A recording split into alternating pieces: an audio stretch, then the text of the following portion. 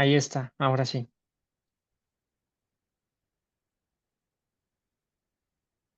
Buenas tardes, eh, noches, días, dependiendo de la realidad geográfica desde la que nos acompañen. Esperamos que se encuentren bien. Hoy es nuestra segunda clase del curso Palestina en la reconfiguración del sistema mundial, un curso universitario que viene organizando la Universidad Nacional de Luján a través del Observatorio eh, Geohistórico, de su observatorio geohistórico, una referencia ya no solo en Argentina, sino en América Latina, incluso en América en general, y también bajo el auspicio del Consejo Latinoamericano de Ciencias Sociales. En esta segunda exposición, pues tenemos la participación de la profesora Evelyn Russien de esta universidad. eh, pero antes de dar comienzo, voy a hacer una muy breve introducción sobre el tema que nos compete el día de hoy, en torno a la desinformación y a la propaganda sionista sobre la cuestión palestina. El 7 de octubre de 2023 sabemos que el movimiento de resistencia islámico Hamas lanzó la operación Inundación de Al-Aqsa, esto en las primeras horas del día, la cual consistió en una serie de incursiones terrestres y aéreas desde la Franja de Gaza para romper el, el bloqueo sistemático que Israel había impuesto sobre ese territorio desde al menos 2007. A las horas, pues el Estado de Israel lanzó la Operación Espadas de Hierro, con la que buscó neutralizar esa denominada amenaza terrorista y acabar con los militantes, ya no solo de Hamas, que en ese momento habían perpetrado los ataques, sino con la organización en general. Al menos eso fue lo que comenzó a circular.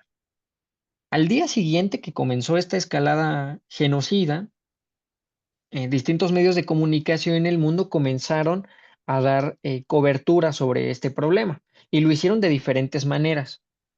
Por una parte, observamos a medios como la BBC de Londres, CNN, entre muchos otros a nivel internacional, que comenzaron a invitar a personas, digamos, de renombre para que hablaran sobre lo que estaba pasando. Invitaron a personas tanto del lado palestino como del lado sionista. Y un caso muy interesante que pasó ese 8 de octubre fue que la BBC de Londres invitó a Hussam Somlot, quien es embajador de Palestina en Reino Unido. Él tuvo una entrevista eh, muy, muy completa, muy esclarecedora sobre la situación, sobre este problema de la información, desinformación, y un fragmento que resume muy bien pues, la opinión del embajador es la siguiente, porque en el fondo se trata de una tergiversación de todo el asunto, porque siempre se espera que los palestinos, porque siempre se espera que sean los palestinos los que se condenen a sí mismos. Usted, refiriéndose al entrevistador, nos trae aquí siempre que hay israelíes asesinados. Me traen aquí cuando hay muchos palestinos en Cisjordania, más de 200 en los últimos meses. Me invitan cuando hay tales provocaciones israelíes en Jerusalén y en otros lugares, porque lo que los israelíes han visto, que empezamos diciendo que es trágico, las últimas 48 horas, los palestinos lo ven todos los días desde hace 50 años. Y es una frase muy completa porque básicamente el embajador está diciendo a nosotros como palestinos, como embajadores, como intelectuales, como personas pertenecientes al pueblo palestino, solamente nos invitan cuando las afectaciones eh, llegan al lado israelí, cuando hay muertes, cuando hay heridos, cuando hay daños en infraestructura en Israel. Porque cuando pasa eso del lado palestino, pareciera ser que pues, su sufrimiento no es válido? Ya desde 1967, incluso desde antes, venimos observando las consecuencias de la colonización, que pues se cierren las mezquitas, que la gente no tenga libertad de tránsito, que sean segregados de distintas maneras a través de la legislación israelí. Entonces, sí, este problema no comenzó el 7 de octubre, la desinformación tampoco se reduce a esa fecha, Sin embargo, tras el comienzo del genocidio, que comenzó el 7 de octubre, pues hemos observado el aumento masivo de la desinformación y de la propaganda sionista. Conforme han pasado los meses, hemos visto cómo pues la información alterna, compartida desde Gaza, desde Cisjordania, pues nos permite tener un panorama muy distinto del que ofrecen los medios hegemónicos de comunicación. Y para comenzar, pues ahora sí, y darle la palabra a la profesora Rusian, una muy breve semblanza sobre ella. Ella es profesora en historia por la Universidad Nacional de Luján, donde actualmente estudia la licenciatura en historia. Eh, de igual forma, es investigadora del Observatorio Geohistórico de nuestra querida universidad, donde somos colegas. Ha participado en distintos eventos a nivel nacional e internacional. El mes pasado, en la segunda quincena de agosto, participamos en el segundo Congreso de Estudios Sociales sobre el Conflicto Armado, organizado por el Instituto de Investigaciones Antropológicas de la UNAM, donde precisamente pues le seguimos dando cobertura a lo que pasa en Palestina, y lo hicimos desde la geopolítica y la geohistoria.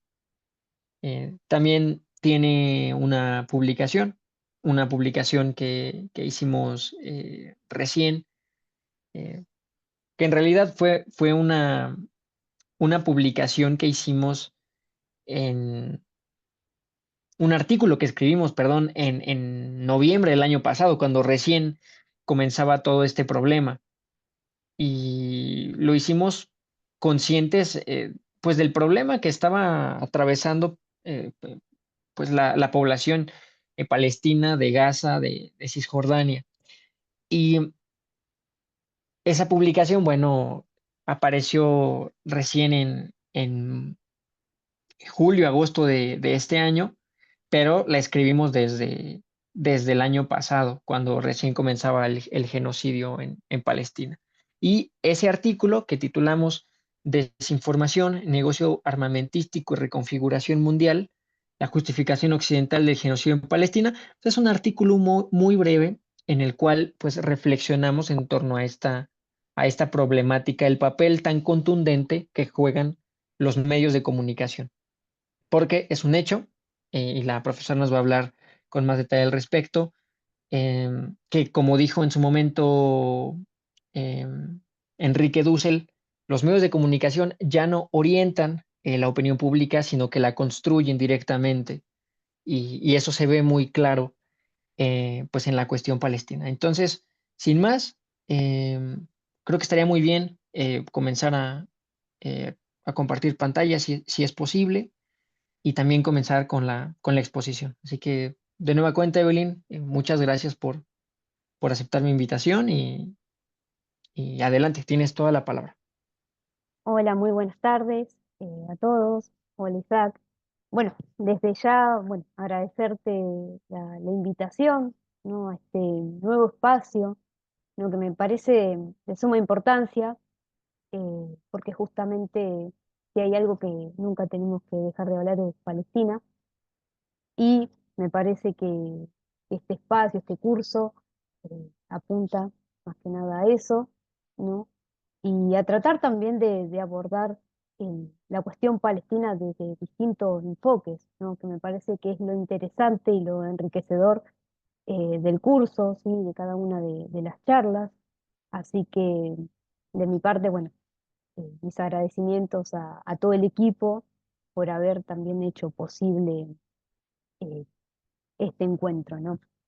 Bueno, en la ponencia así de hoy, como ya anticipaba, bueno, voy a hablar un poco del rol de los medios de comunicación, ¿sí? En esa cobertura sobre el genocidio, ¿sí? En Palestina, teniendo en cuenta que, bueno, luego de casi un siglo de lucha y de resistencia por parte del pueblo palestino y del lanzamiento, ¿sí? De la operación por parte de Hamas, aquel 7 de octubre de 2023, los medios de comunicación han retomado un poco la cuestión palestina, abriendo, bueno, distintos debates, interpretaciones, tanto en favor como en contra del Estado de Israel.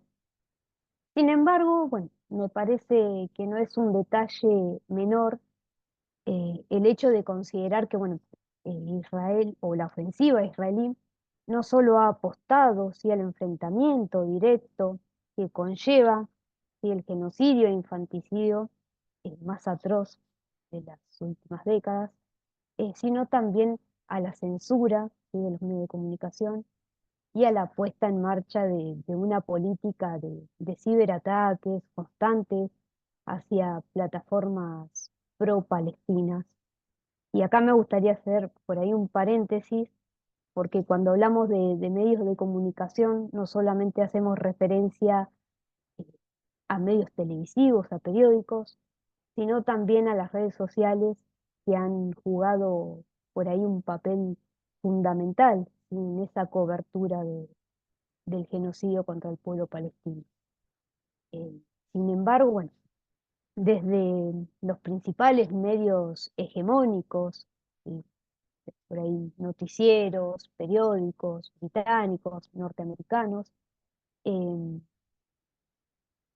estarían por ahí abordando la cuestión palestina casi de forma irresponsable, ¿no? Se ha difundido incluso información, eh, diría que de forma irresponsable, favoreciendo en parte al Estado de Israel, ¿no? Prácticamente la respuesta de Hamas, por lo menos considero que ha puesto nuevamente en el foco de atención esta idea de terrorismo, ¿sí? Y la circulación de, de la información parece haberse dado recién cuando Israel parecía haberse afectado por ese ataque de Hamas, ¿no? Justificando prácticamente el genocidio en Palestina y, y prácticamente la ayuda militar de Estados Unidos en lo que se ha tendido a denominar en las últimas décadas como la lucha contra el terrorismo, ¿no? Y prácticamente en ese caso se ha olvidado la neutralidad, ¿sí? Y la gravedad de la situación, ¿sí? Y acá por ahí se me viene un ejemplo, que no sé, Isaac, si podrías pasar la diapositiva de la presentación, que es el caso de un recorte periodístico y de un medio judío británico, ¿sí? En el que, bueno, se refleja una postura un tanto favorable al Estado genocida de Israel, ¿sí? Y en el cual se denuncia un supuesto contrabando eh, de los rehenes israelíes, ¿sí?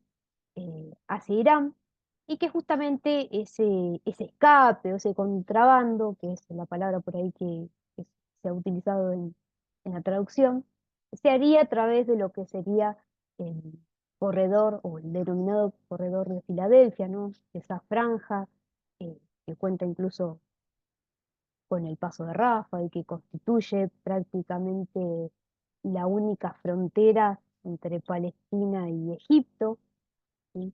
Y que bueno, se ha constituido como una zona desmilitarizada. Incluso creo que en mayo ya Israel ha tomado control sobre, sobre ese territorio, eh, pero bueno, prácticamente la noticia era falsa, ¿sí?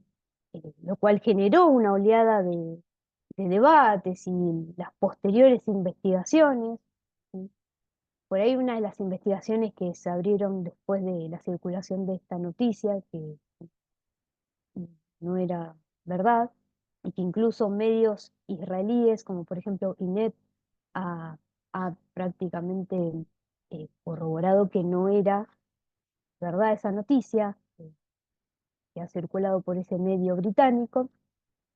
Y por ahí una de las investigaciones, como decía, que se abrieron, era sobre quiénes controlaban los documentos de Hamas con respecto a los rehenes israelíes, ¿sí? Y a los cuales supuestamente estos periodistas británicos tenían acceso y que dejarían expuestos, ¿no? O sea, ahí es como que dejaba un poco eh, entrever que en realidad era una noticia falsa y que prácticamente no tenían acceso a esa documentación y que tampoco se atreverían a- a dejarlos expuestos, ¿no? En parte, bueno, este recorte por ahí lo que más destaco es que habrían, o al menos estaría reflejando, sí, esa idea que tenía Netanyahu, ¿no? Con respecto al accionar de Sinwar, el líder de Hamas, al cual, bueno, denunciaba que no llegaría a un acuerdo y que incluso ya estaba planeando ese escape, ¿sí? Lo cual, esto es un claro ejemplo de cómo la desinformación ha ido ganando terreno en esa cobertura del genocidio en Palestina, eh, sin medir consecuencia alguna, porque más allá de, de la operación militar, ¿sí?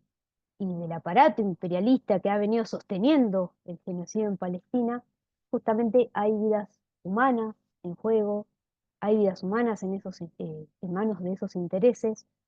Por lo tanto, eh, considero que hay que tener un uso moderado y responsable de la información, ¿sí? Sin embargo, bueno, no todo es desinformación, sino que por suerte hay medios que defienden la causa palestina, que han brindado eh, información de manera responsable. Por lo tanto, el rol de los periodistas se ha convertido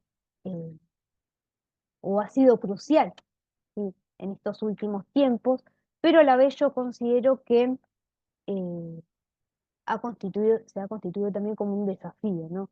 Teniendo en cuenta que eh, corren peligro por sus vidas, ¿no? Estos periodistas, y están en medio de una prensa un tanto limitada, ¿no? Ahí me gustaría que por ahí pasaras a otra diapositiva, Zach. Bueno, ahí tenemos un mapa del corredor de Filadelfia y esa franja desmilitarizada en su momento y por el cual eh, esta noticia del medio británico se iba a dar justamente ese escape, ¿no? Pero si pasas a la otra diapositiva, bien, como les decía entonces, eh, prácticamente los periodistas en la actualidad están frente a una prensa limitada y desde la organización, por ejemplo, Reporteros Sin Fronteras, ha calificado esta situación como una de las guerras más mortíferas para los medios de comunicación, eh, debido, bueno, a la gran cantidad de periodistas asesinados, ¿sí? Desde el 7 de octubre, y obviamente la intensificación de la presión israelí sobre el periodismo. Y acá por ahí me gustaría un poco destacar cómo desde esa fecha hasta la actualidad Israel ha, bueno, llevado a cabo, ha perpetrado una serie de ataques eh, que, bueno, prácticamente destruyeron gran parte de las infraestructuras de telecomunicaciones palestinas, ¿sí? Sin embargo, bueno, esta política eh, no viene desde el 7 de octubre, sino que ahí me gustaría rastrear un poco más los antecedentes, ¿sí? Tomando algunos ejemplos, ¿no? Y bueno, cuando pensaba y armaba la ponencia, se me venía, por ejemplo, el caso de Palestín TV, que en 2019, bueno, sufre un ataque por parte de un grupo de individuos sin identificar y que en principio, obviamente que el ataque produce una pérdida de gran material, ¿sí? Del canal y que en principio se lo culpa más de ese ataque porque justamente desde el 2007 empezaba a tomar control sobre la zona de Gaza. Pero no se descarta la idea de que los periodistas también son el blanco del ejército israelí. Entonces ahí habría que indagar por ahí un poco más si en verdad fue Hamas el que llevó el ataque o en verdad es parte de una gestión por parte del ejército israelí, ¿no? Y por ahí el caso más conocido, ¿sí? Es el de Al-Aqsa TV, un canal controlado por Hamas y que en 2018, bueno, sufre un ataque, un bombardeo perpetrado por fuerzas israelíes, ¿sí? ¿Y cuál va a ser la justificación de Israel para llevar a cabo dicho ataque? Que justamente en ese canal se emitía un programa infantil, si mal no recuerdo se denominaba como Los Pioneros del Mañana, y lo que hace Israel es acusar al canal y al programa en sí de incentivar el odio hacia los judíos, incentivar el odio hacia Israel, ¿no? Y que prácticamente se dedicaba a adoctrinar a los niños. Eh, por lo tanto, eso constituía una amenaza para, para el ejército, para el Estado de Israel, ¿sí?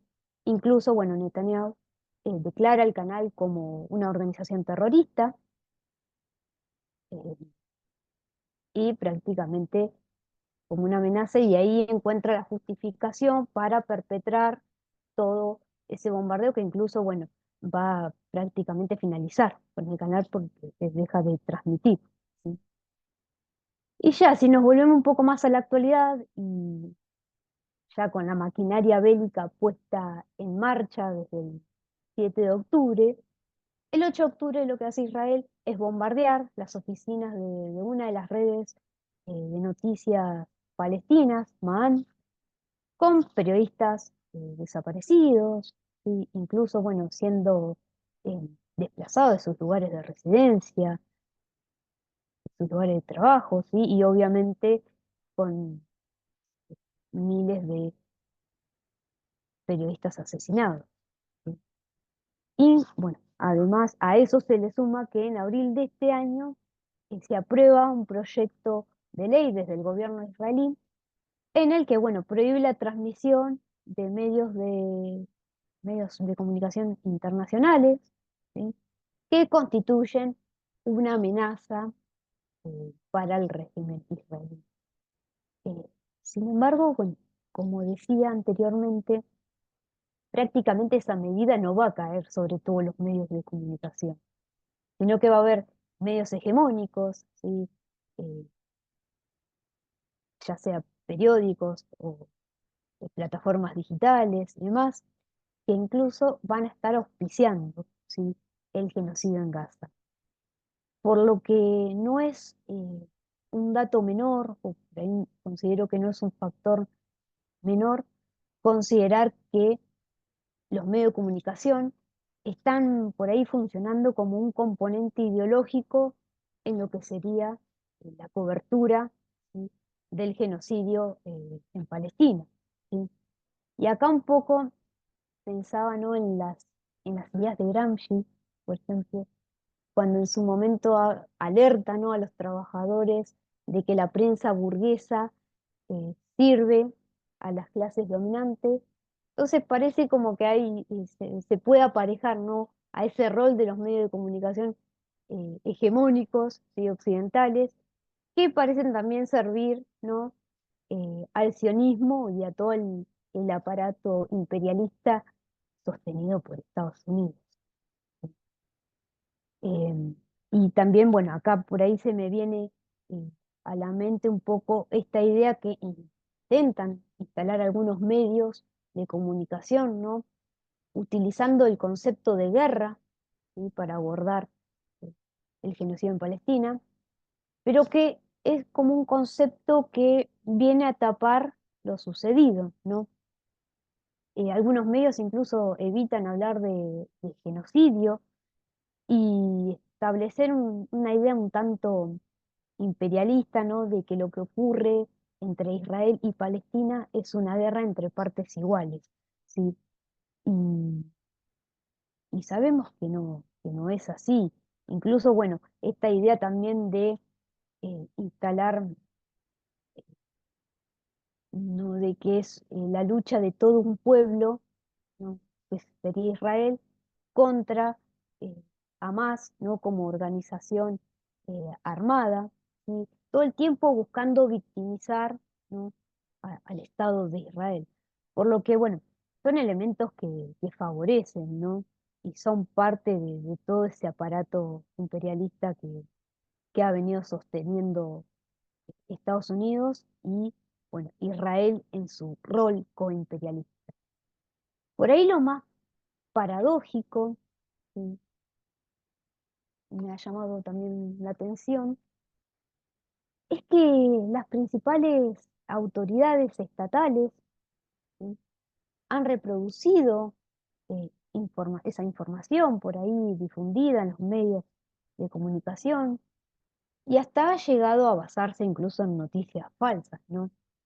Por ahí un ejemplo que se me viene a la mente es el de la CNN, cuando ha hecho circular una noticia, ¿no? Acusando a Hamas de decapitar incluso bebés judíos. Y Biden ha citado esa noticia en sus discursos, ¿no? Sin tener en cuenta la veracidad de esa información, ¿sí?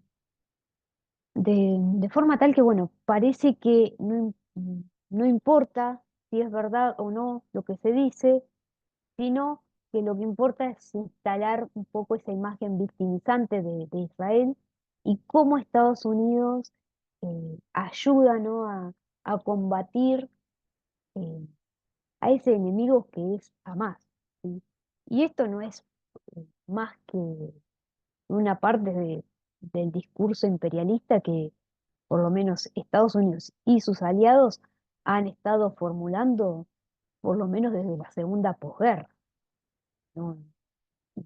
Prácticamente ese discurso ha servido para que se construyan como tal, ¿sí?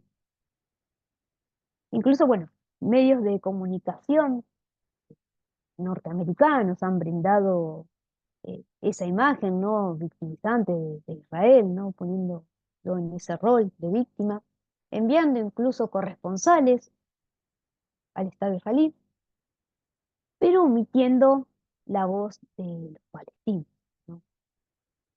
Y por ahí acá me gustaría detenerme un poco porque el problema está en que justamente esos medios no han tomado conciencia, o tal vez sí, de que la cuestión palestina ha ido ocupando un lugar central en la geopolítica mundial y hasta ha dado lugar a distintas posturas eh, que han adoptado los distintos gobiernos, ¿sí? Por eso es que desde los medios de comunicación en su totalidad, ¿no? Que son los encargados de informar a la gente sobre la realidad actual, eh, no se puede analizar lo ocurrido en Palestina como un hecho aislado, porque justamente, por lo menos yo considero que es la pieza clave que prácticamente está poniendo en jaque ese orden unipolar, ¿no?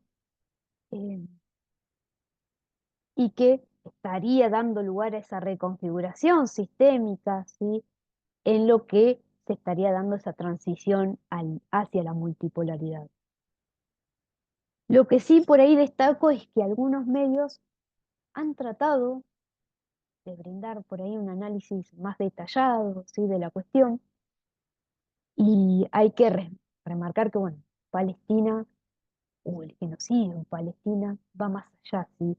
De los números que se actualizan día a día, porque justamente la respuesta de Israel apunta a la destrucción total del pueblo palestino en todos sus ámbitos, ¿no?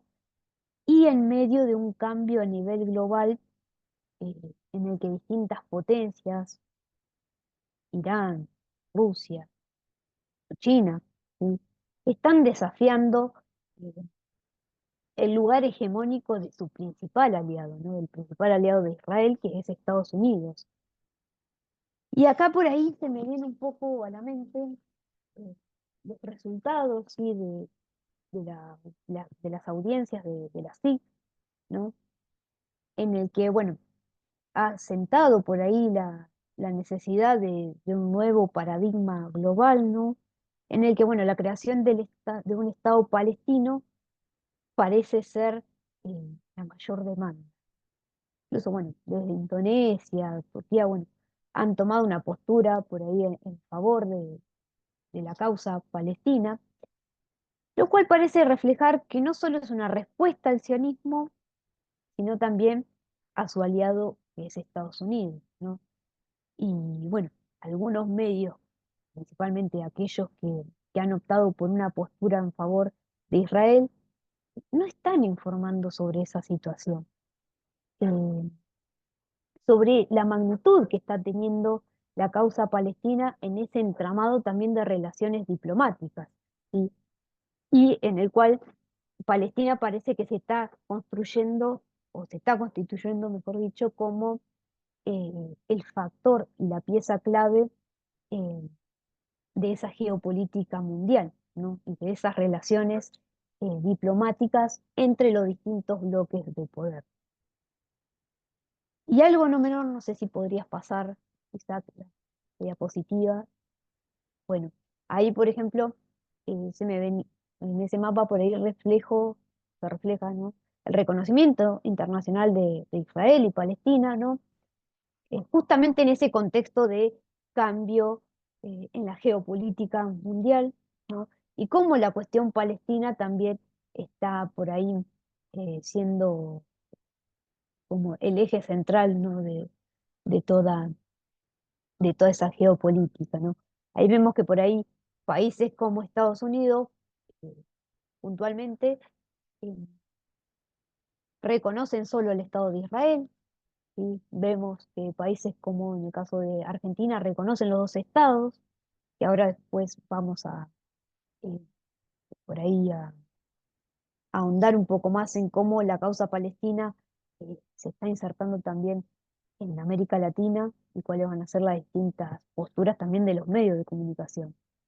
Eh, y algo por ahí no menor que no quiero dejar pasar también, eh, es que, bueno, en los medios de comunicación tampoco se habla, ¿no? del trasfondo histórico de la cuestión palestina. Y esto en parte lo vemos un poco reflejado en la vida cotidiana. Por ahí los que damos clases en escuelas y demás, observamos que prácticamente ven al genocidio en Palestina como un hecho actual y sabemos que no es así, ¿no? Que ya desde la creación del Estado de Israel, ¿no? Con la ayuda de Estados Unidos, se ha puesto en marcha el recrudecimiento de la maquinaria bélica con la ocupación de los territorios palestinos en 1967, ¿no? La ocupación de Cisjordania, la Franja de Gaza, y que han dado lugar a esa primera intifada. Por lo tanto, por lo menos yo considero que es importante dar cuenta de los antecedentes del 7 de octubre, porque justamente romperían con esa idea que algunos medios intentan instalar sobre la responsabilidad que cae sobre Hamas, ¿sí? Como el que ha generado el conflicto, eh, y por lo menos yo considero que en esos medios hay una lectura simplista, ¿sí?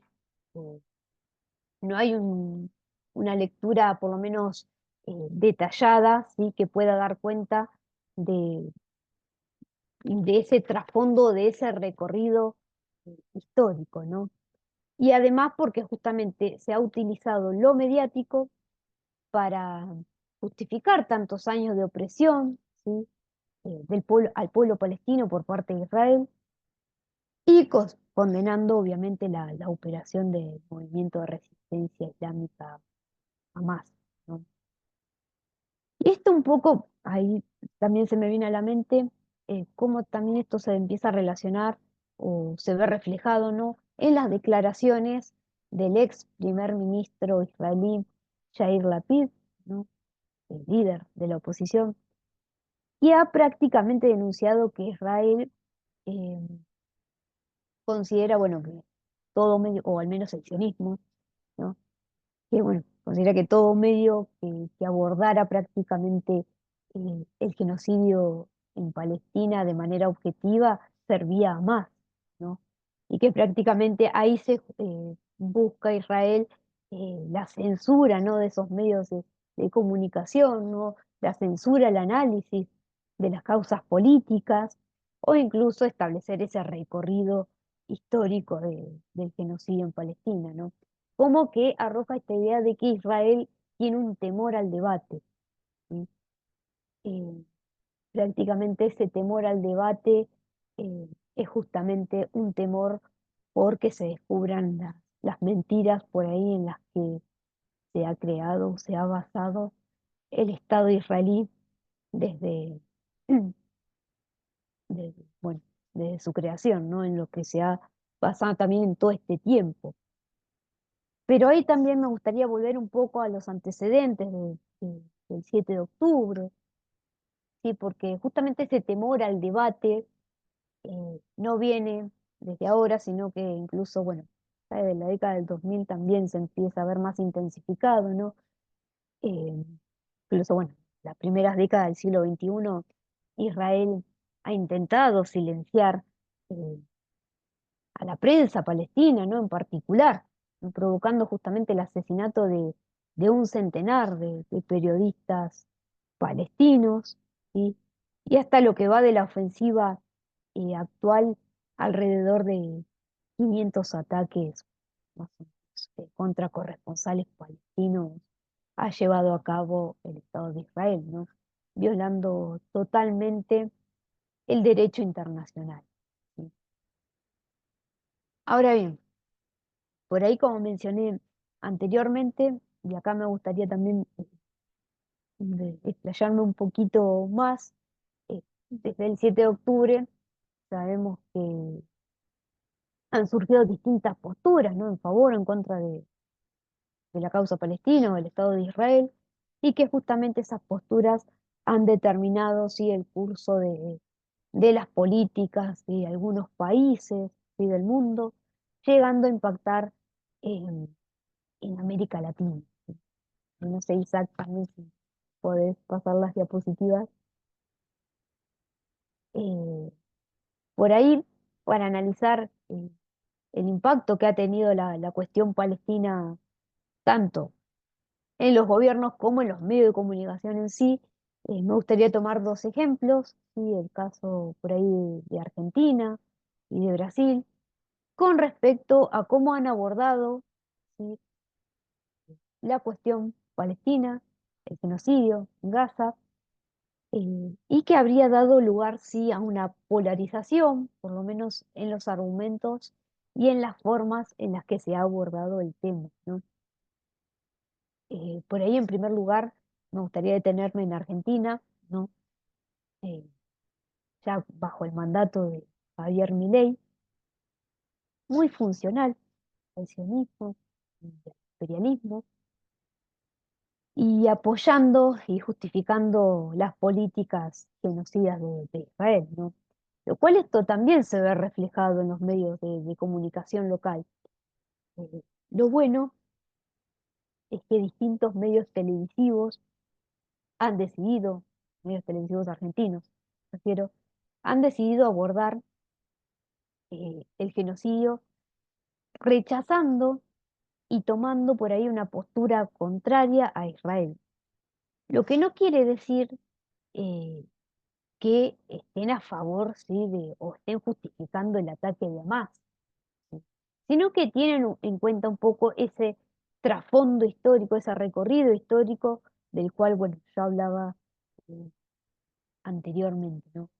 En estos medios hay un intento, sí, eh, por mostrar cómo la causa palestina también se está insertando en las distintas manifestaciones llevadas a cabo en Argentina.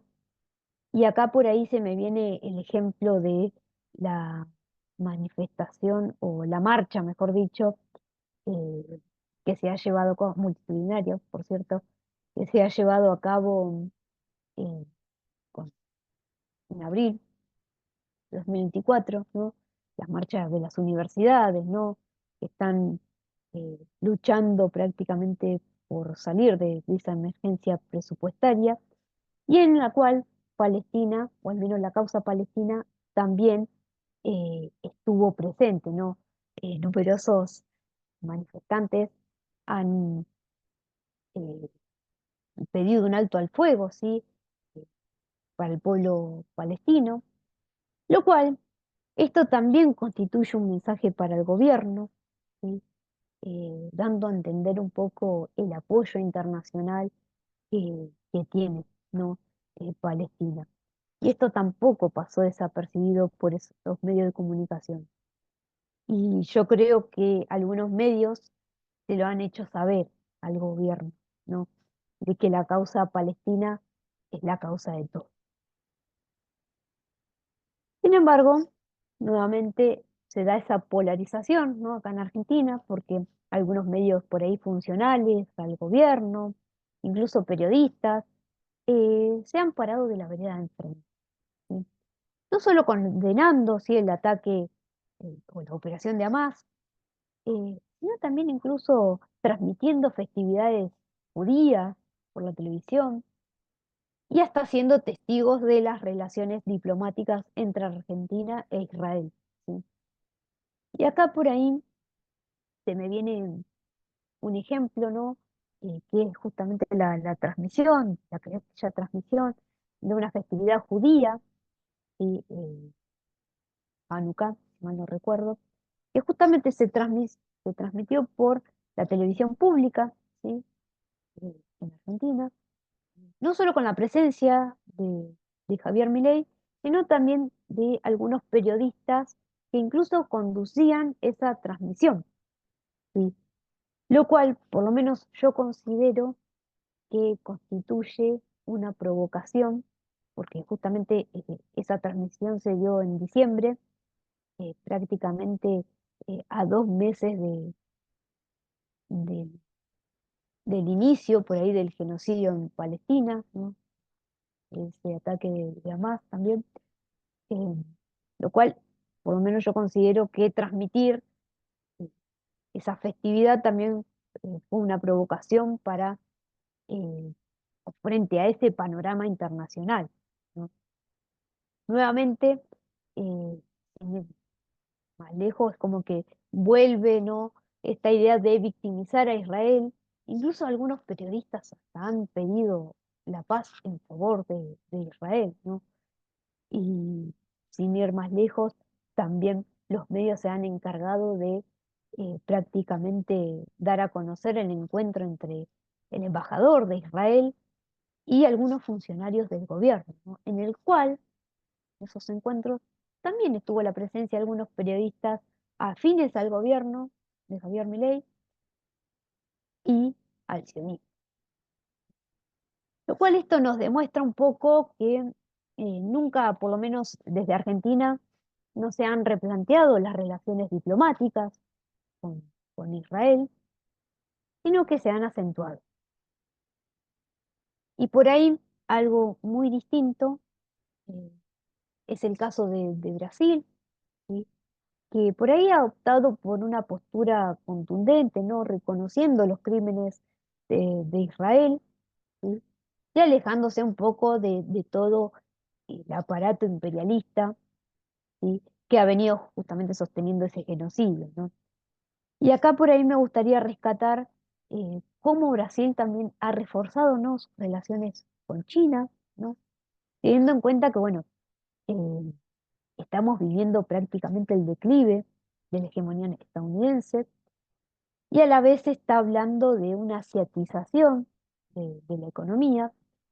Por lo tanto, esto no es un dato menor si tenemos que analizar el rol, por lo menos de la cuestión palestina, o el rol de Palestina en ese entramado también de relaciones económicas, de relaciones diplomáticas. Así que por lo menos considero que tal vez esa sea por ahí la próxima variante a tener en cuenta, o que deberían tener en cuenta también los medios de comunicación para abordar justamente lo sucedido. Y ahí, por ejemplo, yo seleccioné algunas portadas, ¿sí? De periódicos eh, argentinos, ¿sí? En los cuales justamente hacen uso de ese concepto de guerra, ¿sí? Israel en guerra. En realidad no están en guerra, no es una guerra entre partes iguales. Lo que está haciendo Israel es perpetrando uno de los mayores genocidios de la historia contemporánea. ¿Sí?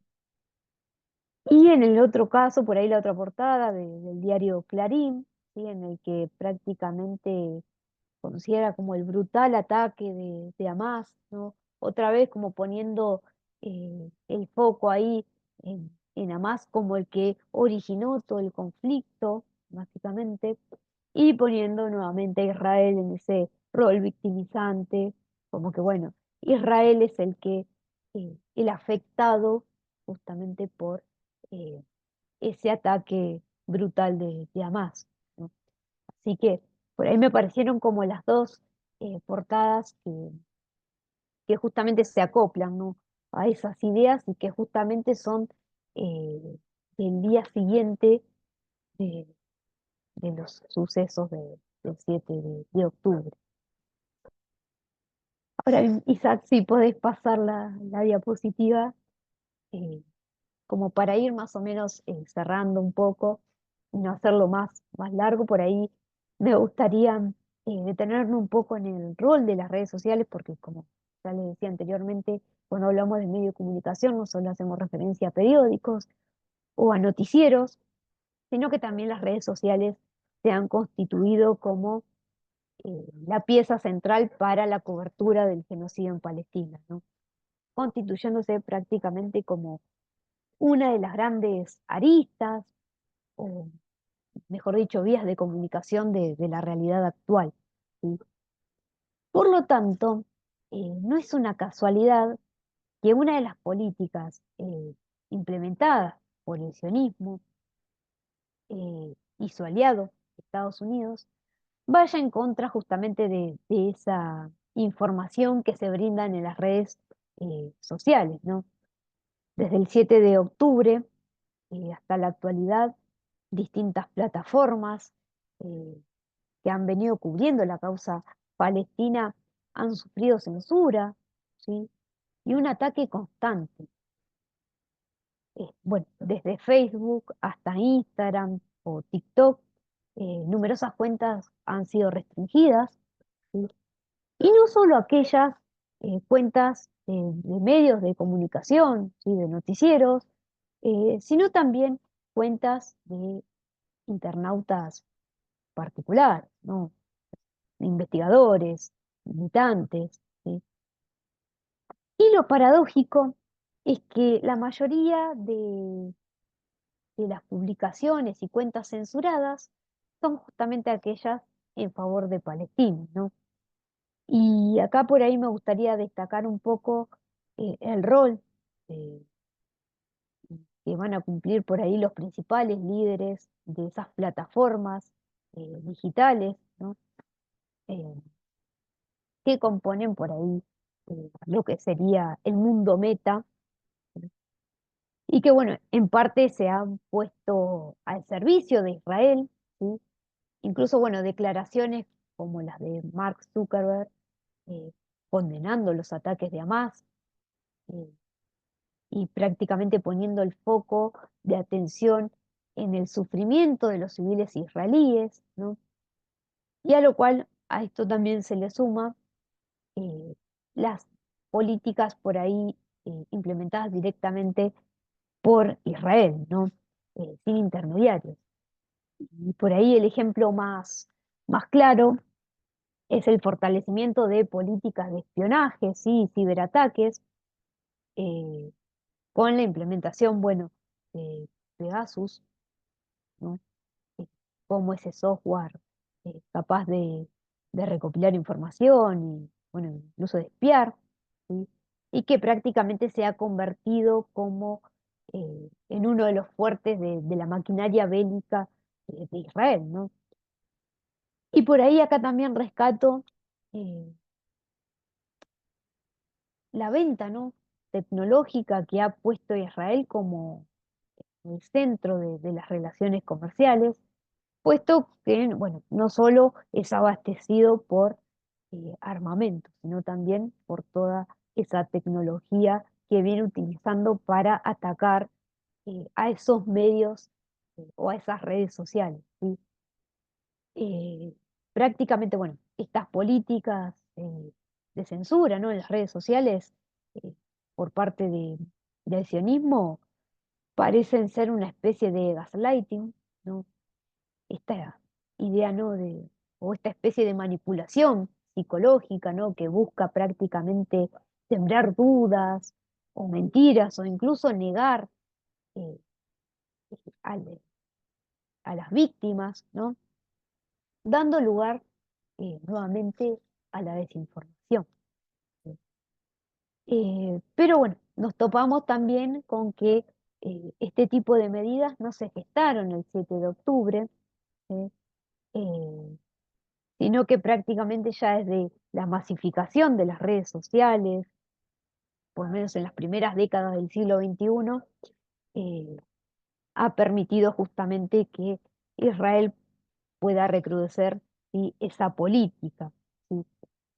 Eh, Incluso, bueno, en el caso de Pegasus, ¿sí? Ese software, eh, ha constituido por ahí el factor clave, ¿sí? De la política exterior de, de Israel, porque incluso, bueno, numerosos países, hasta antes de que nació en Palestina, y ahí me gustaría por ahí, Isaac, que pases a la siguiente diapositiva. Ahí vemos por ahí eh, un mapa en el que justamente Pegasus, ¿sí? Ese software, prácticamente es utilizado por numerosos países, ¿sí? Principalmente durante la pandemia, y que bueno, ahí es cuando por ahí Israel se posiciona, ¿no? Como ese fuerte dentro de las relaciones comerciales o por lo menos en materia de venta tecnológica.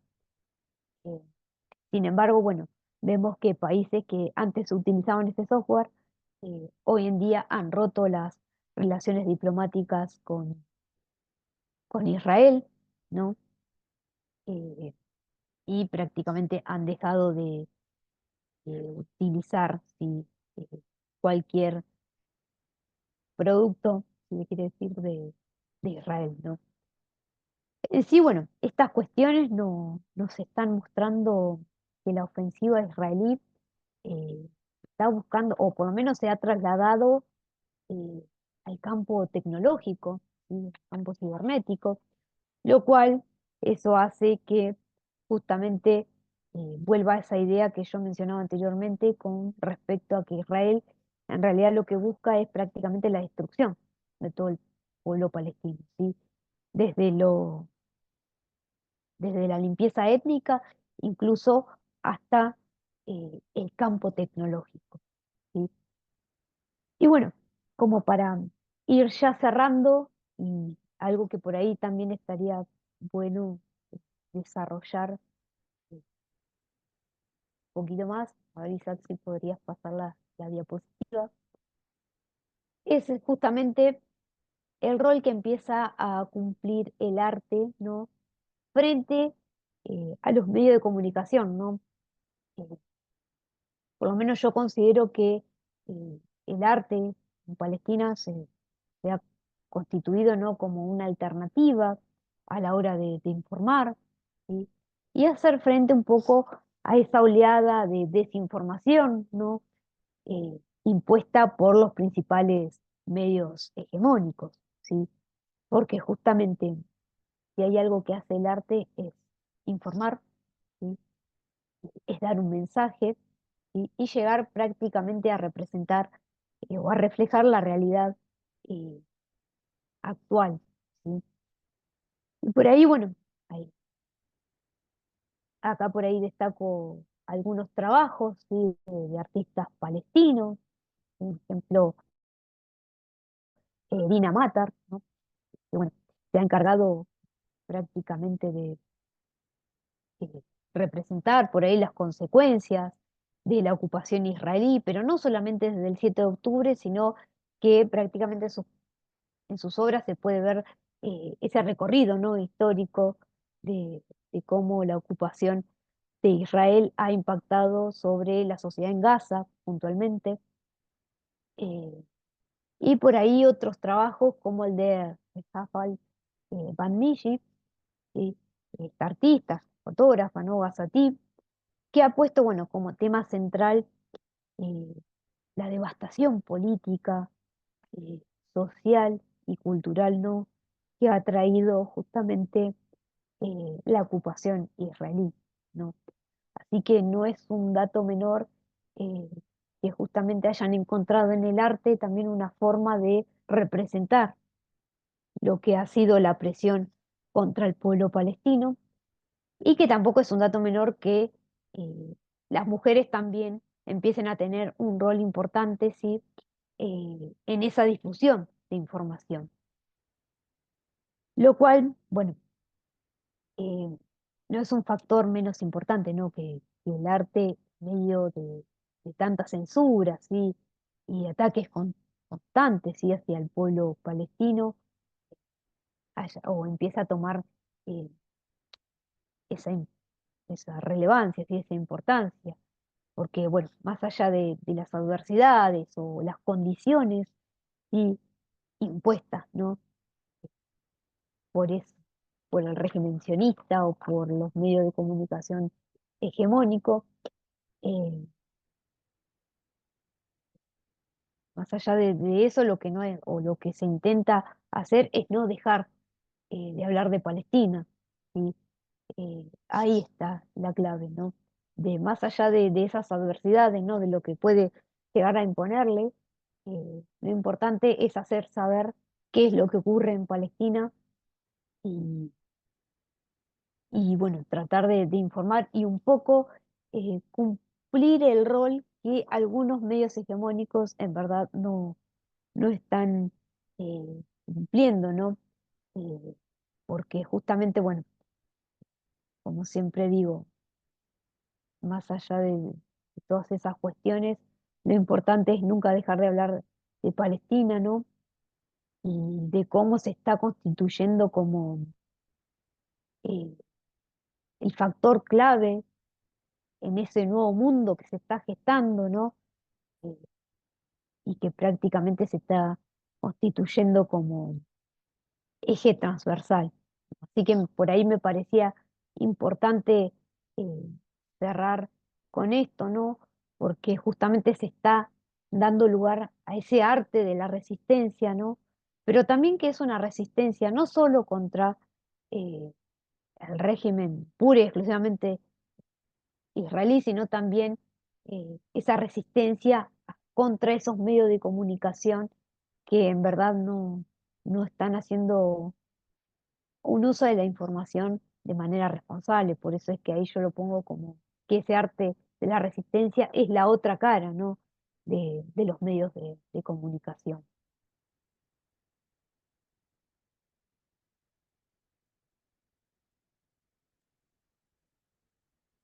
Hasta aquí, Evelyn.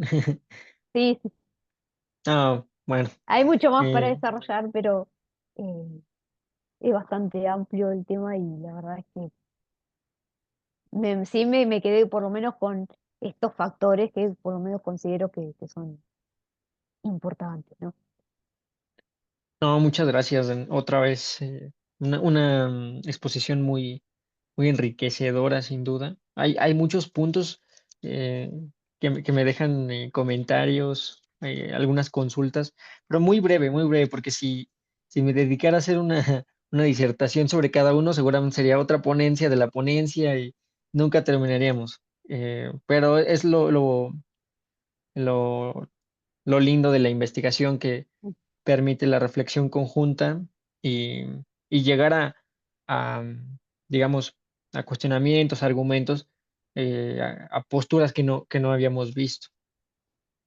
Por ejemplo, en alguna parte de tu exposición mencionabas eh, el caso de la reforma, llamémosla informativa en Israel, que se iba a implementar desde el año pasado, desde mayo, me parece, 2023. Y fue una reforma que sí se implementó porque lograron con el tiempo expulsar Al Jazeera de Israel para que ya no tuviera esa cobertura. Y eso antes de, del estallido genocida en Gaza. Entonces, eso incluso meses antes, un indicio, digamos, de lo que se venía a gestar después, un control de la información muy rígido, sin ninguna duda. Por eso es que creo, y lo he dicho en varios espacios, que vivimos los tiempos orwellianos de la historia, porque lo que vemos, aun cuando sea, aun cuando esté manifestado, no es eso, sino que al final lo que es lo que nos dicen que es, aun cuando nosotros con las evidencias veamos otra cosa, ¿no? Al menos esa es la apariencia de la información que manejan los medios hegemónicos. Y un punto que me llamó la atención fue la cuestión de los periodistas palestinos que son desaparecidos, ya no solo en Gaza, sino en toda Palestina ocupada y asesinados. Yo creo que este es un punto que puede ser desarrollado mucho en cuanto a los paralelismos con nuestra América, porque al menos en el caso de México, es bien sabido que tenemos uno de los índices más altos en el mundo, lamentablemente, en desaparición de periodistas, sobre todo los periodistas independientes, como bien señalabas, que pues, a lo mejor no forman parte de una cadena televisiva o de una radio, sino que de una forma mucho más rudimentaria, mucho más limitada a través de sus redes sociales, de la creación de boletines muy modestos, pues informan a la población acerca de lo que pasa en el ámbito local o incluso regional. Pero son periodistas que por hablar lo que ellos consideran importante desde una perspectiva diferente, son desaparecidos y terminan en la mayor cantidad de situaciones siendo asesinados. En el caso de Argentina no sé cómo sea, pero pues me imagino que también hay una persecución similar que deriva también en estas circunstancias. Esto hay que considerarlo antes del gobierno de Milei y ahora tras el gobierno de Milei, porque el gobierno de Milei creo que marca un punto de inflexión otra vez. Sí, sí, totalmente. Bueno, en el caso de Argentina, por ahí esa persecución contra la prensa se ha dado principalmente en los gobiernos de derecha, ¿no? Eh, Periodos dictatoriales, ¿no? Por ahí el ejemplo más claro es el de la última dictadura militar, ¿no? Donde, bueno, se ha optado por una política represiva eh, muy, muy fuerte, muy, muy cruel, ¿no? Y prácticamente eh, eso lo han hecho casi todos los gobiernos, por lo menos dictatoriales, en Argentina. Lo paradójico por ahí, o lo más que se puede prestar al debate, es que justamente esa persecución por ahí se ha dado en justamente periodos dictatoriales y no en democracia. Y acá por ahí eh, lo que está ocurriendo con Javier Milei, ¿no? Que bueno, ha apostado también a una postura represiva, ¿sí? Tanto en lo social, ¿no? La represión directa de manifestantes, sino también a la prensa, y un poco, no por ahí de la magnitud que ha sido los periodos dictatoriales, ¿no? En la última dictadura militar, pero que sí eh, forma parte, diría yo, de la agenda de Javier Milei. Pero no, o sea, estamos en democracia, no es prácticamente legítimo, o sea, ningún gobierno es legítimo, ¿no? Eh, Perseguir periodistas o a la prensa en general, pero acá estamos en otra sociedad, ¿no? No es la sociedad de los 70 por lo menos en Argentina, ¿sí? Eh, pero yo en particular temo porque esa persecución, ¿sí? O se vuelva a repetir, ¿sí? Esa persecución contra la prensa, principalmente en el abordaje de este tipo de temas, ¿sí? Porque como yo decía, abordar también la causa palestina y tomar una postura en favor de Palestina, por lo menos desde los medios de comunicación en Argentina, también constituye como una resistencia al gobierno de Javier Milei. Entonces habría que ver Claro. cuál es el accionar, ¿no? Del gobierno en estos tiempos que quedan, ¿no? Con respecto a cómo se va a seguir abordando la causa palestina y cuál va a ser la respuesta del gobierno al sentir, ¿no? como una amenaza ese abordaje. Claro, claro, claro.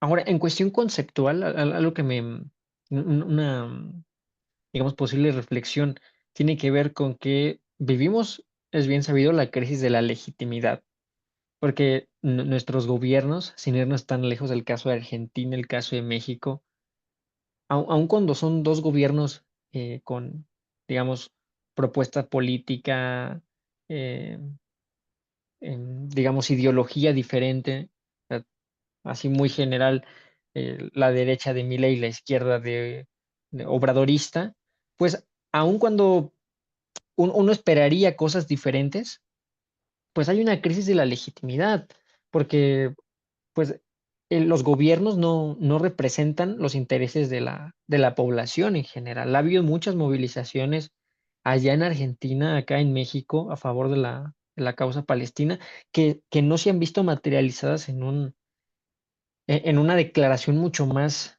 eh, determinada por parte de nuestros gobiernos. El caso de Milei, que incluso se dio el lujo de ir a Israel. El caso de México, si bien no ha hecho ese tipo de cosas extravagantes, bueno, tampoco digamos, dicho, vamos a ponerle un alto al Tratado de Libre Comercio que tenemos con ese país, o en caso de un universitario, como el de la UNAM, no ha roto ningún tipo de acuerdo con las universidades de allá. Entonces, hay una crisis de la legitimidad, es un hecho. No sé si precisamente podríamos hablar de una crisis informativa. Y lo pongo entre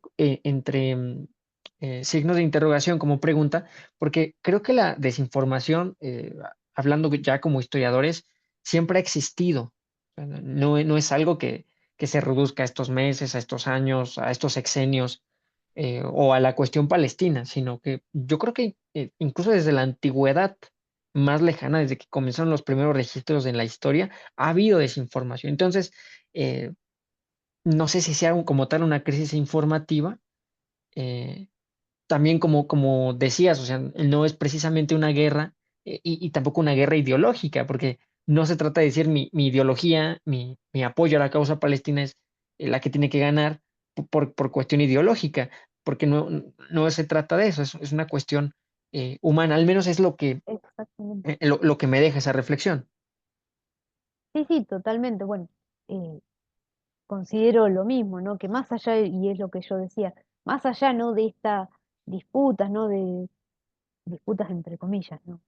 Eh, de que, bueno, si defendés la causa palestina o no, eh, hay vidas humanas, ¿sí? En juego. No se puede defender por ahí algo en el que, o determinadas políticas que van o que atentan contra la vida de miles de personas, ¿sí? O sea, va más allá de lo ideológico, es una cuestión más que nada humanitaria, ¿sí? Y que a la vez eh, constituye como la base, ¿no? de los derechos humanos, ¿sí? Sabemos que oprimir al otro y prácticamente atacar al otro está mal. Es una cuestión más que nada de ser humanos, ¿no? Más allá de esas disputas ideológicas que se pueden dar entre los distintos medios e incluso entre los distintos gobiernos, ¿sí? Por eso es lo que yo mencionaba anteriormente. eh, en el caso de Argentina, puntualmente, que parece tomar una postura, ¿sí? En favor de Israel, pero la verdad es que no importa casi detrás de eso Argentina mantiene relaciones diplomáticas con Israel o no, sino que lo que importa es que lo que está haciendo Israel está mal. Está llevando, como yo ya dije, uno de los genocidios o el genocidio más grande de la historia contemporánea. Y eso es un factor clave para, no, no sé si romper directamente las relaciones diplomáticas con Israel, porque Argentina no lo va a hacer, no lo ha hecho nunca, pero sí ser consciente que en verdad está bien lo que está haciendo Israel y es una cuestión de nada de ética y moral, que es prácticamente en lo que se ha basado el discurso de Javier Milei, así que parece que no estaría respetando, ¿no?, esos principios, por lo menos desde la causa palestina, o el abordaje de la causa palestina. Y dos últimos puntos ya para terminar ahora sí. Ese mapa y muy preciso sobre el reconocimiento de Israel y Palestina en el mundo, decir que 47 países reconocen solo a Israel como aparecía, y la mayoría, si hiciéramos un análisis más preciso, la mayoría pertenecen al G7, al norte global, a Europa, en este caso Estados Unidos, y a sus aliados en el mundo. Por ejemplo, en Asia, el caso de Japón. Eh, Hace algunos meses el G7 tomó posición, emitió un comunicado, y ahí decía que pues iba a hacer todo lo posible para apoyar la legítima defensa de Israel. Desde entonces, pues los pronunciamientos han ido por ese tenor. Y lamentablemente dentro de esos 47 países se encuentra México, que hay que decir, México históricamente se jacta de decir en todos lados, somos un país neutral, no nos metemos en problemas, no tomamos posición, somos un país humanitario porque recibimos gente de cualquier país que quiera refugio, que quiera ayuda, y sin embargo se suma pues a los países del norte global en este posicionamiento bastante paradójico, pero en algún punto esperable, considerando que México pues tiene una cercanía geográfica de importancia geopolítica para el hegemón Estados Unidos. En el caso de los 121 países que reconocen a ambos países, Israel y Palestina, bueno, la mayoría son del sur global, y muchos de ellos comienzan a formar parte de estas nuevas organizaciones que buscan contrarrestar al G7 y al norte global, siendo la más importante o la que comienza a tener más importancia, el BRICS Plus, liderado por Rusia, China y sus países aliados. Entonces, eso me parece eh, una oportunidad potencial a futuro para cambiar el tablero en torno a Palestina y en torno al sistema mundial, ya que, insisto, son 121 países que reconocen a ambos, y digo, en el mediano, quizá en el largo plazo, podamos observar una situación diferente. Finalmente, 25 países solo reconocen a Palestina, la mayoría perteneciente a la Liga Árabe, una Liga Árabe que tras la Guerra de los 6 días se ha ido distanciando mucho de Palestina, porque pues ha surgido lo que distintos investigadores han llamado la palestinización, ¿no? Del, entre comillas, otra vez, conflicto israelí árabe. 25 países que solo reconocen a Palestina, la mayoría de la Liga Árabe, a excepción, faltó mencionar, de Marruecos, de Egipto, de Jordania y de Bahrein. Egipto, que normalizó relaciones con Israel en el 79, Jordania en el 94, y Marruecos y Bahrein recientemente en 2020 con los acuerdos de Abraham. Entonces, digo, quizá en el futuro cercano, no tan cercano, veamos que más países comiencen solo a reconocer a Palestina, ya que en estos 11 meses, casi un año, tristemente, de genocidio, pues muchos países han roto relaciones diplomáticas, han sido países que a lo mejor tienen poco impacto en Naciones Unidas o en este tipo de organismos, pero quizá en el futuro cercano podamos esperar una situación distinta. Sí, por ahí, con respecto al mapa, también veía el caso de Argentina, que es uno de los países que reconoce a ambos estados, pero acá también hay que tener en cuenta que sí, lo reconoce a Palestina, pero sabemos que tiene una postura totalmente funcional eh, a Israel. ¿Sí? Así que, ¿hasta qué punto reconoce a Palestina como estado? ¿Sí? Salvo en lo discursivo, eh, que puede llegar a equiparar a los dos estados por ahí en ese conflicto, entre comillas, eh, pero que sabemos que en la práctica toma una postura totalmente contraria, ¿sí? A la defensa o al menos al reconocimiento de Palestina, por lo menos desde el gobierno, ¿sí? Del gobierno actual, que no me parecía, o sea, un detalle eh, menor, que cuando yo analizaba por ahí el mapa, eh, justamente veía eso, sí, reconocen a ambos estados, pero con una postura marcada, ¿sí? Mayormente en favor de. Claro, eso también hay que matizarlo. En la práctica, quizás sean menos países de los que se nos dice los que apoyan pues, la solución de un Estado, porque esa es otra, ¿no? O sea, en los últimos meses hemos visto cómo países, como más países han reconocido a Palestina y siguen aferrándose a la idea de los dos estados, una idea que nació muerta por sí misma. Entonces, pues realmente eso no es apoyar una solución justa, humana y necesaria. Pero esperemos que en los próximos años la movilización popular, la movilización masiva, sea la que marque la diferencia.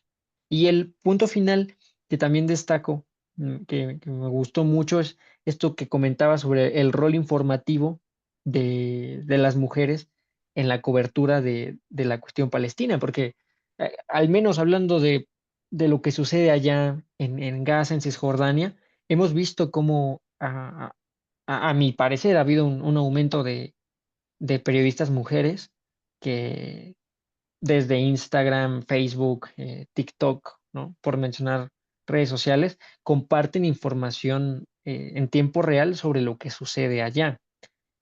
Primero, pensar que pues, son mujeres que viven en una realidad diferente a la nuestra, en una sociedad, pues, eh, digamos, patriarcal, con muchas más limitaciones. Hay que sumarle el problema de la colonización, a lo mejor el no tener acceso a un dispositivo, a internet, pues, la persecución misma que hay en el día a día. Entonces, yo creo que también eso se tiene que tomar en cuenta, ¿no?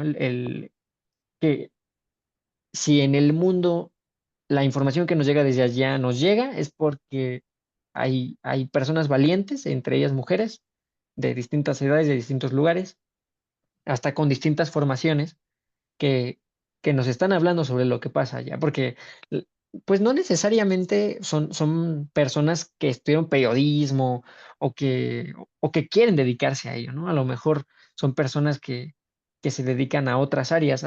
Recuerdo hace algunos meses un video de una música palestina, gazatí, estaba tocando un instrumento tradicional de allá para calmar a los niños, a las infancias que estaban perseguidas. Y me pareció algo muy bonito, muy bonito resistir a través de la música, del arte y manifestar su amor por la vida eh, a través de, pues de las notas que estaba tocando. Entonces yo creo que ese también es un ángulo muy importante que se tiene que considerar en el presente y en el futuro sobre la cobertura de la información. Sí, totalmente, concuerdo. Por eso lo destacaba y me había gustado la idea de poder cerrar eh, con eso, porque justamente como vos decías, no, por ahí no son personas que son pura y exclusivamente periodistas o se han dedicado a eso, sino que son personas que por ahí se dedican a otras áreas y que han encontrado por lo menos en el arte eh, plasmar, ¿no? La realidad en la que viven. Y encima el factor que se le suma es que son mujeres y, y además que no, la realidad en la que viven no es la misma de las mujeres, por ejemplo, en Argentina o en México, pienso. Eh, Sabemos que, bueno, las mujeres también han sido el blanco casi, no diría perfecto, pero sí del régimen israelí y de esa ofensiva israelí, ¿no? De ese genocidio. Así que prácticamente por parte de las mujeres también hay que rescatar, ¿no? Ese rol que cumplen en la resistencia a esa opresión. ¿Sí? Y que bueno, y que han visto en estas manifestaciones, por eso es que elegí a esas dos artistas porque se le sumaba justamente ese componente, ¿no? Eh, y que me parece de suma importancia también el rol que van a empezar a tener de acá a futuro, eh, en general, ¿no? No solamente como artistas, sino también como, como personas que van a informar, ¿sí? Que prácticamente son testigos de lo que está ocurriendo, que ese también no es un dato menor. Y acá en un futuro nosotros vamos a analizar, ya sea escritos o incluso estas obras que yo les mostré, pero que han sido eh, elaboradas, creadas justamente por testigos de esa ocupación o de esa opresión al pueblo palestino. Sin duda, merece que pues una consideración mucho más detenida en el presente y en el futuro cercano, y no tan cercano también. Eh, y que pues Palestina siga ocupando el centro de atención hasta que finalice la ocupación y que pues se pueda ver una solución real a la colonización tan cruenta, tan lamentable que atraviesa la población allá.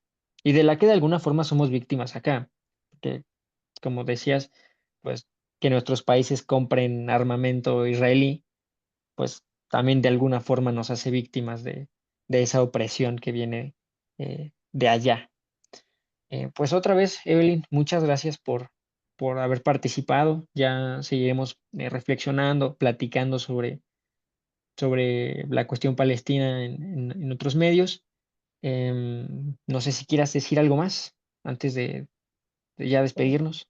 no, no más de lo que ya dijiste, eh, de que, bueno, hay que seguir analizando, ¿no? Obviamente, ese papel transversal, sí, que empieza a tener Palestina, ¿no? En esa reconfiguración mundial, y que más allá, como ya lo dije, de las condiciones que a uno les pueden llegar a imponer, ¿no? Desde los medios de comunicación, en sus múltiples versiones, nunca tenemos que dejar de hablar de Palestina porque es la causa de todo, ¿sí? Eh, es la causa que en verdad tenemos que defender más allá de lo ideológico, ¿sí? Eh, y que por lo menos vuelvo a agradecerte por abrir o dar lugar a este tipo de espacios en los que uno pueda seguir hablando de Palestina y desde las distintas perspectivas. No, no, no hay de qué. Siempre son necesarios estos espacios. Hay que pues, seguir luchando para hacernos con uno de ellos. Esperamos que se encuentren bien.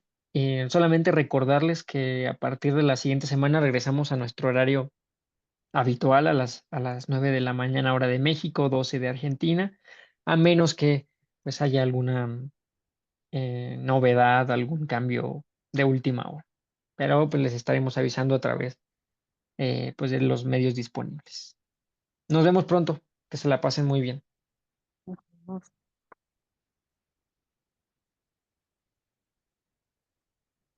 Podemos ya finalizar